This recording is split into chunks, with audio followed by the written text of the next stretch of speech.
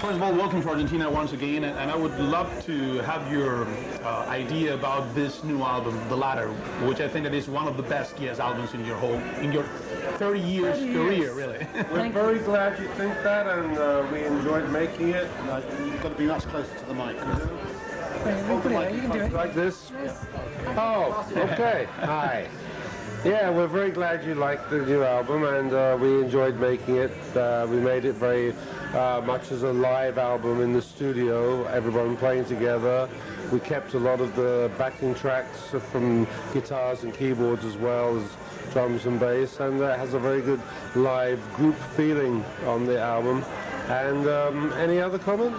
Well, I think after so many years, to make an album where we were together in rehearsal and then in the studio, and at least we were very happy to be together. We'd already been on the road for a year touring, so it was a good feeling to make this album. Is there any comments, Steve, or you agree? Just describe to that point of view. I don't think we need 3 answers to every question. I can't do it. By the time you two have answered it, I'm not. Is it hard to still find the magic after 30 years?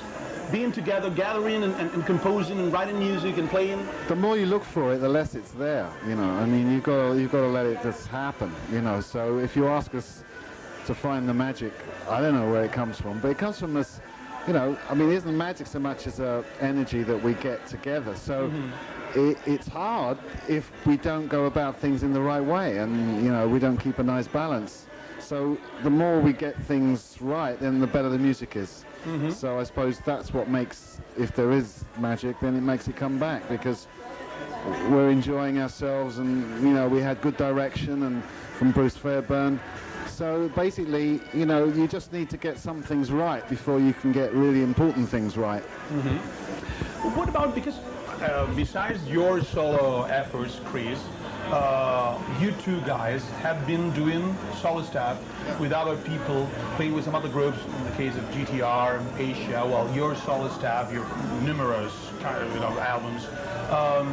Was it good for the unity of the group, or at some points it was hard after doing solo projects to get back together, leaving besides the egos that we all have, and particularly the business end? John is a workaholic.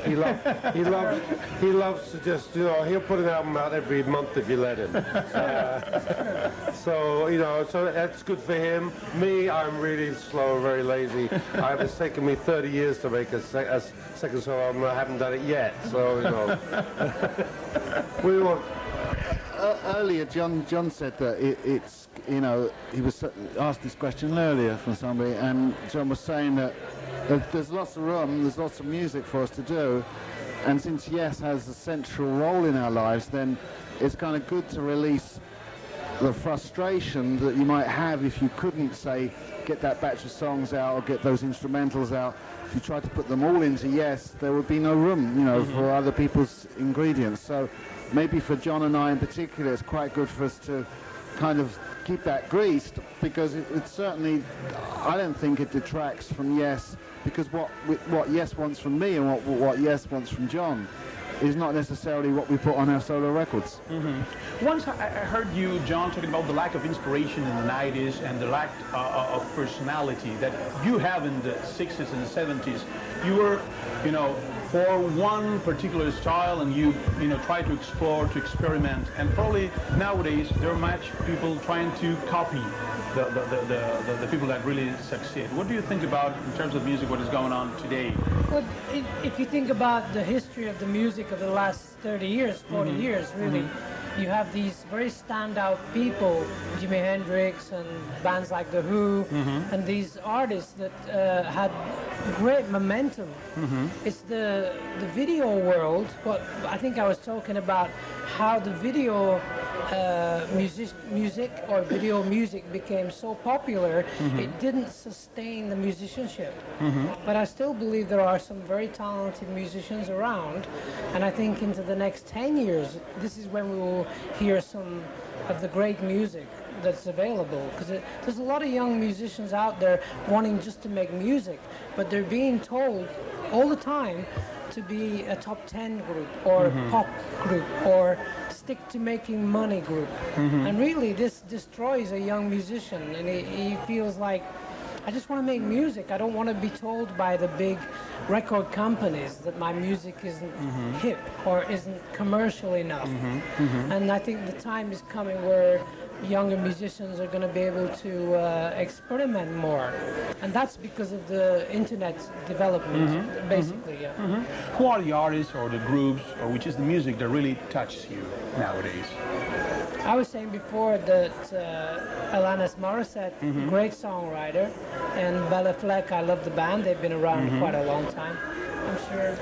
Yeah, it's interesting you should say that, because to follow on from what John is saying, there are some outlets for some people, like Marilyn Manson. I guess he's doing what he wants to do. He wants to be Alice Cooper the second, and you know, and it's kind of working for him. So I suppose, you know, like, and there are bands out there like Fish, you know, who play, you know, 3 nights at Madison Square Garden, you know, and yet you don't see their records in the charts. That's So, you know, so I think it's still possible for bands to get a following from, you know, from an audience without having to obey the rules. But it's difficult, as John says. What are your choices, Steve? Well, I hate this question because music isn't... Sorry. I mean, there's always new music coming out. But what I hate about it is it puts you in a position to try and like pinpoint things. When I'm still discovering music from the 40s or 50s, I don't go out of my way to constantly stick with finding music that's just come out from this generation. But there's a lot of music that inspired me, particularly hillbilly guitar playing, that inspired me. So, you know, I don't need the charts. You know, what I need is to find out more about maybe, you know, some of the great composers, some of the great musicians and artists of this century. Actually, like you Villa made a Lobos. tribute to Bob Dylan, for I've example. recently done an album of Bob Dylan songs because, you know, there are these people who I still need to reevaluate, re-examine. So I'm not always looking for the new blood so much as that filters through to me, through my children and through the natural course of listening to radio and seeing MTV and Much Music and all the other programs. But definitely there's still more music to discover. Say, we just come from Brazil, and I heard somebody playing Villa Lobos in Brazil, and it really meant a lot to me.